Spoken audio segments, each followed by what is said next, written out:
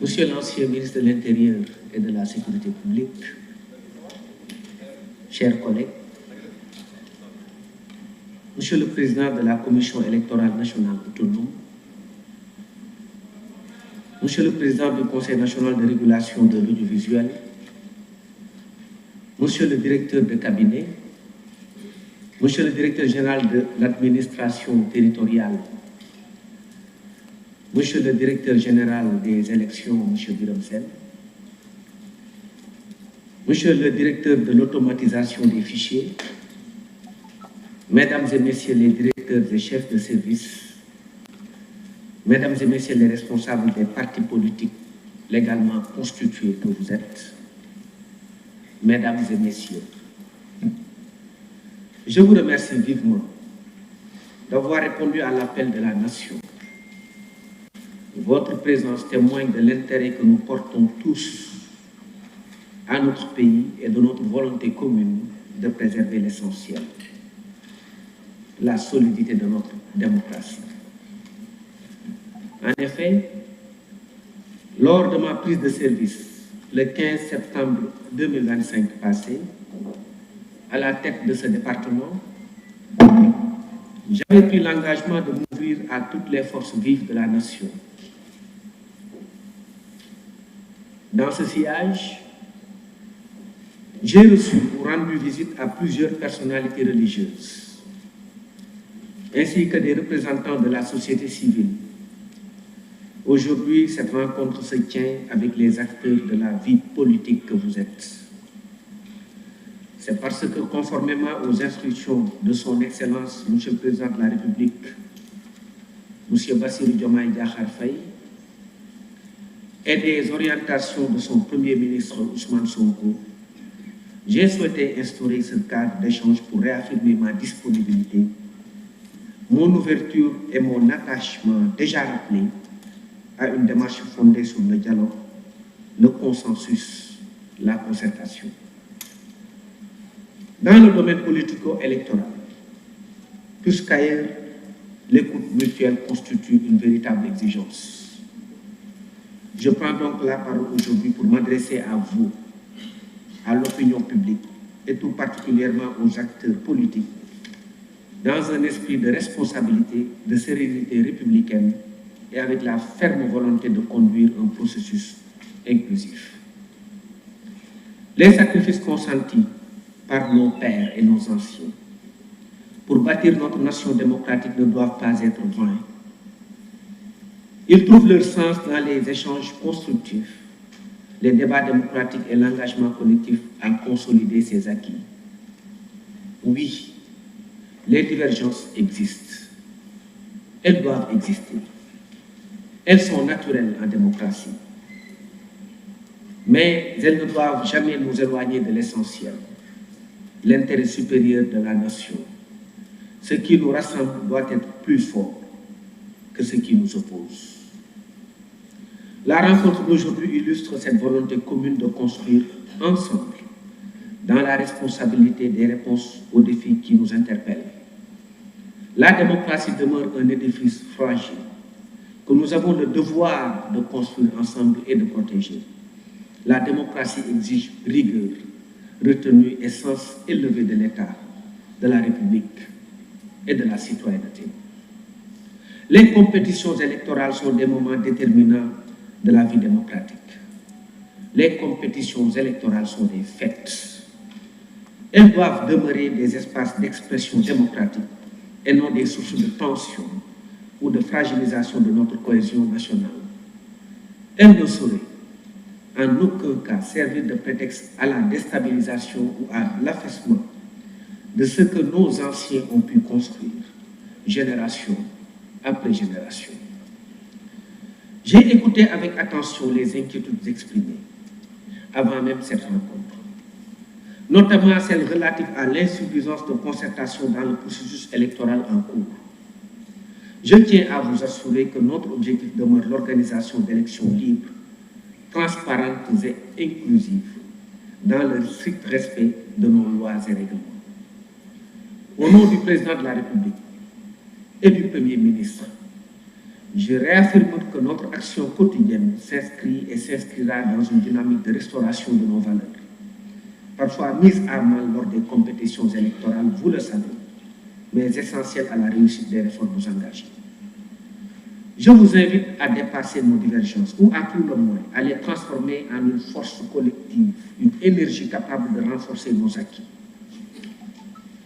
et de faire rayonner notre pays parmi les nations respectueuses des droits fondamentaux et porteuses d'espérance.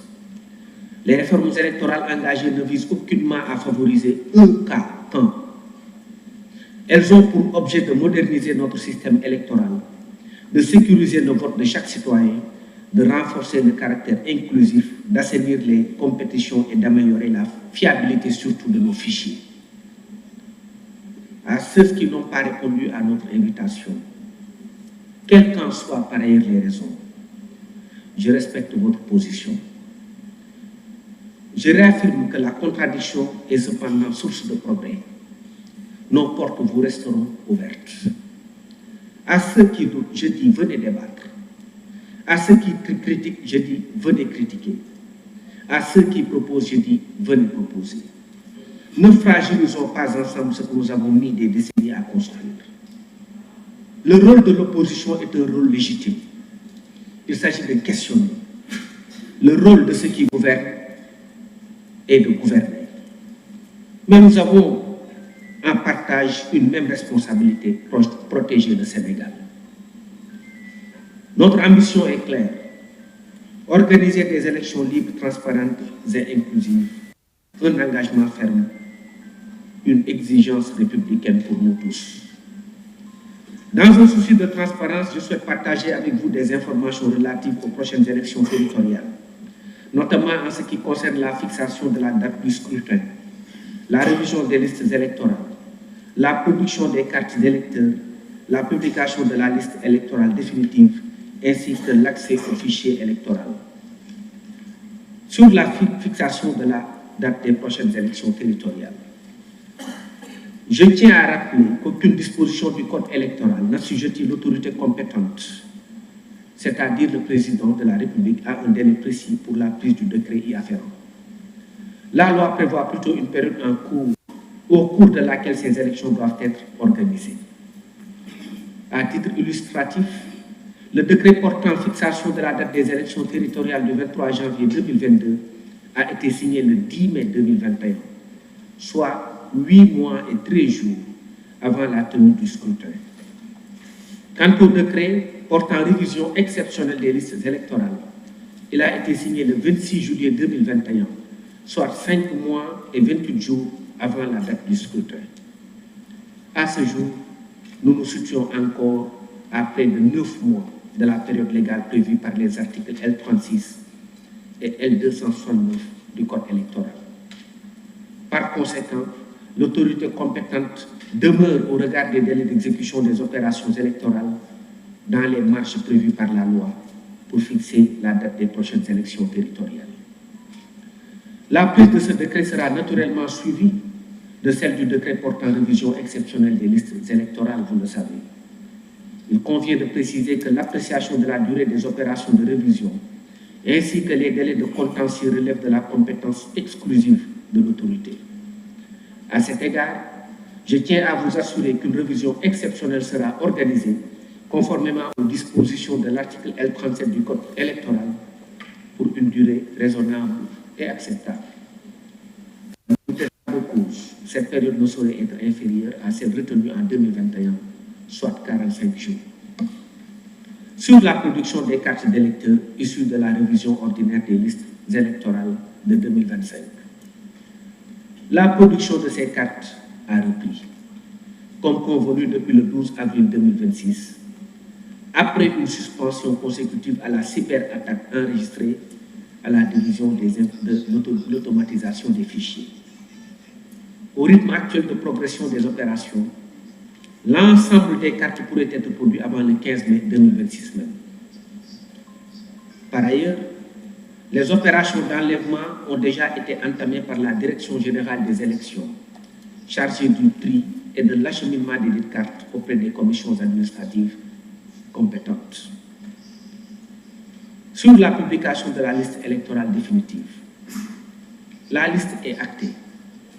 Sa publication interviendra dans les prochains jours sur le site internet de la Direction générale des élections, ainsi qu'auprès des autorités administratives compétentes.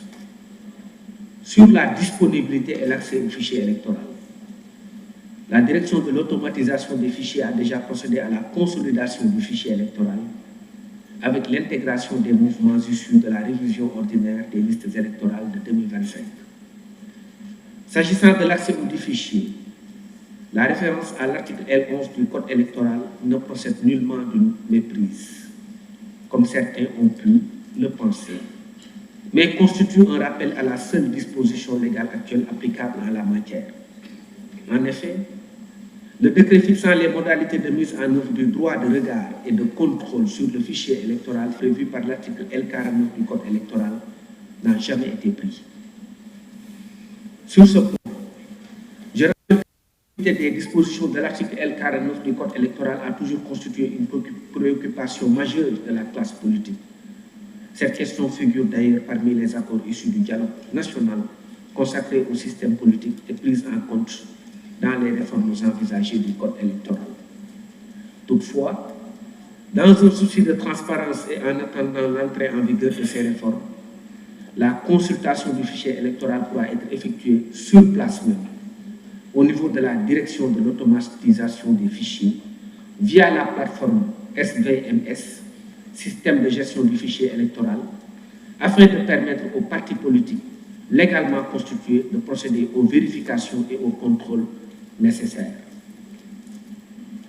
Je félicite l'administration électorale avec la Direction générale des élections, la Direction générale de l'administration territoriale et la Direction de l'automatisation des fichiers au niveau central, ainsi que les autorités administratives déconcentrées, à savoir les gouverneurs, les préfets et sous-préfets, pour le travail remarquable qu'ils font. Nous saluons également la collaboration avec la Commission électorale nationale autonome et le Conseil national de régulation de l'audiovisuel. À la lumière de toutes ces considérations, j'invite l'opposition et ensemble la classe politique à faire preuve de tolérance et d'esprit de concertation. Le débat démocratique est l'oxygène de la démocratie. Les critiques sont légitimes, elles sont nécessaires, elles doivent être constructives. Notre responsabilité à nous est de gouverner, de vous protéger, de bâtir, mais aussi d'accepter la contradiction. Le peuple nous observe et attend de nous de la hauteur. Vive le Sénégal, vive la République, vive la démocratie. Je déclare la séance ouverte.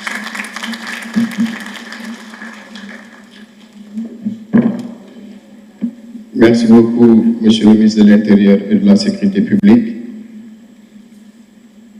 La pertinence de votre discours témoigne sûrement du prix que vous attachez à la conduite inclusive de notre processus électoral.